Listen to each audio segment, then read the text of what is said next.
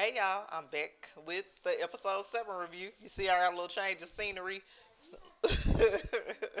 I have my little mic in, so hopefully you don't hear a lot of background noise. But yeah, let's get into it. So, this is the review for, well, the recap review for episode 7, The Fall. We open up with Pastor Patterson going off on members. He even hugged a member named Billy and is saying how he's not going to marry him and his fiance because they don't come to church, they don't do anything.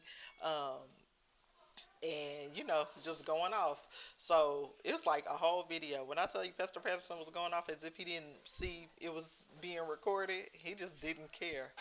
And of course, Lori Lee, aka Angel. Well, no, let's stay in churchy. Lori Lee gave a good old rundown, and I completely agree with what she said. She was just saying like you can't just go off on members, and she feels like Bishop Carr made a huge mistake by putting Pastor Patterson in charge. And honestly, Pastor Patterson probably just needs to retire and not be trying to run a church because he clearly doesn't realize you can't just be going off on people. So you see Rodney on the phone with the praise team member named Latrice and just telling her she did a good job singing. And Corey walks in and is asking Rodney if he's seen JoJo. So, Rodney always giving him a hard time, like, oh, you want a son so bad, huh? You ain't heard from your little son? So you need to make up with Keisha so y'all can actually have a son, you know? So, Corey gets a call from his dad and he ignores it. Then he gets a call from his mom and he picks it up. And she's just like, hey, Corey, it's been an emergency. I'm concerned about your dad. I need you to come out here today. So, uh, Rodney, so you see that he's getting every. Corey's like, okay, I'm gonna go down there. Rodney's like, do you need me to go? And Corey was like, no, that's okay. So the next scene is Rodney singing, and JoJo walks in, and he's just saying how he heard the news that Corey was getting an offer from another church, and because the previous episode, I don't know if I mentioned, JoJo was eavesdropping.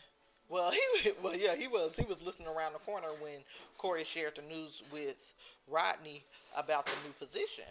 So JoJo basically was just like, I don't need fake friends. Like, his feelings hurt. He's like, he got offered all this money and now he's just gonna leave us. And Rodney tries to reassure him. He's like, he's just, checking it out, but he hasn't necessarily taken a job. But JoJo doesn't want to hear it. He's like, man, he talked all this noise about saying he was gonna be here for us and he gonna leave. I don't want to deal with him. And tell Corey stop calling me. So that sucks because they were getting close. He had opened up to him like Corey was being a good mentor for JoJo, and JoJo was actually giving good advice too. It was a good mutual uh, situation going on, and unfortunately, Corey just moving too fast and messing up relationships all around. Because he ain't doing right with Keisha, and now this with his young little mentor friend, he ain't doing right with that either. So then you see Corey gets home, and it turns out the emergency is his dad just being upset about the viral video. And Corey's like, man, I thought this was about your health or something. Like, y'all gonna be all right. Like, you really called me because you getting dragged on the internet. Like, come on now. So Corey just, walked out on his mom and dad. So then you see the praise team taking us to church. There was a member named Allison who gave like a beautiful rendition of "Bless the Lord," like just so beautiful. I can't sing, but that's one of my favorite gospel songs. Bless the Lord, oh my soul, and all that is within me. Bless His holy name. I can't do it justice like Allison did, but yeah, like they really need to do a churchy playlist. So yeah, so she gives that beautiful rendition, and after that, I don't know if they were at church. I guess they were doing like a rehearsal because when they finished, Latrice asked Rodney out for coffee, and Rodney's like, I don't really like coffee. And just kind of being awkward to where Latrice finally was like, "Well, just never mind." And Rodney gets it together, and he's like, "But I could drink some tea or something. They got other stuff. Like, I really would love to, go out with a beautiful woman like you." So that's cute. I'm here for this little relationship. Latrice and Rodney would be cute. We gonna call him Lil Rod. So that was just a cute moment, and Rodney is so cute. Like, and Latrice is a beautiful girl too, so yeah, that would be a little sideline story for Rodney to get some love, cause his fine self deserve love. um, so then you see Corey comes to Keisha's house unannounced, and she's kind of annoyed, like, you didn't tell me you were coming here, and he's like, cause you're not picking up my calls or whatever. So, he finally gave her a sincere apology and just was like, I just really wanted to make you proud and everything like that. And, he just gives a sincere apology. No excuses. He apologized. She accepts his apology. That's all she really wants it. Um, so she was like, "Oh, I can't believe you flew all the way out here to apologize to me." And he's on a good foot. Corey tell the truth, like, "No, I thought there was an emergency with my dad, but honestly, um, he's okay. There's no emergency. He called because of the whole Pastor Patterson thing. Like, have you seen that?" And she's like, "Yeah, it was pretty funny. It was just nice seeing them having that going back and forth, that chemistry they originally had." So she's warming back up to him, and she's like, "Well, one good thing about Pastor Patterson being out, you can go ahead and take over." Um, and Corey's like, "Well, my dad didn't mention it," and she's like, "Well, ask him." And Corey just going to his prideful self again, just like, "No, he didn't respect me before. I'm not gonna go in and beg him for a job." And, like, just because you didn't believe in the internet before and you can see it's a real thing and a problem now, don't try to come crawling back to me. And Keisha like, "Well, she heard him out, but she's like, it would just make me so happy. Like, I need you to take this job because I want to be with you. Like, I want us to live close together."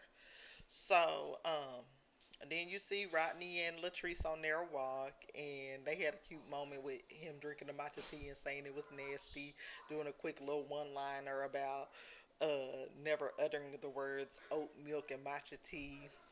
And he makes a little song about matcha tea being nasty, and he's nasty, and he's an acquired taste and nasty like matcha tea, but God still loves him. Talent, okay? I don't know how much Mark J.P. Hood puts the like if he writes, but he can sing, and whoever's doing these songs and all of that, talent. Again, I'm gonna keep saying it. I need that churchy playlist. Um, so, then we see, oh, it turns out that Corey is just now finding out about Keisha's promotion and raise. And again, like, Keisha's going to get 350K and, like, be working the career of her dreams. Like, hands down, it's the better offer. Corey needs to take that offer at the church, and then he doesn't have to focus so much on the money because Keisha gonna be making good money, and I'm not sure what the payment situation will be with his father. But either way, it's got to be some give and take. He got to do something that's gonna work for Keisha too, because Keisha tells him again, like, "I'm not gonna be your mother. I'm not gonna see her putting puzzles together and doing stuff that I hate." And he's like, "My mom loves puzzles. He just don't understand." Like, she's like, "Listen, your mom hates it. She comes second to the church, and I understand that I'm gonna come second, but I'm definitely not coming third. Like, it's first the church, then your followers, and then me. I'm not about to live like that." And again, Keisha laning out plain. So Corey better be taking heed. She told him exactly what she needed, and it's something that will work out for both of them. It's not like she asking him just to sacrifice all together. Like, you wanted the church, you're gonna get it now. Don't be so prideful. So, yeah. So yeah, Keisha told him she has dreams. Like, it's not an ed service in Lubbock. Like, he need to come back to LA. That's what she needs. So if his father offered that church, she asked him, like, "I really need you to take the job at the church." So, point blank period, Corey is selfish. Corey Senior gives Corey the church. And Corey is being too proud once again. He's just saying he's going off about how he needs respect and he never was respected, and that's all he wanted. And his dad is like, "I need you, son. I need you to do this for me." And again, he refuses. He's like, "Dad, I needed you." Just cold blooded. So then Corey's mom walks in and she says the same thing, like, this is what you wanted. You wanted the church and it's gonna help your father and help the church. It's like a win-win situation. And still Corey wasn't trying to hear it. And Corey's mom was like, see, that's your pride talking.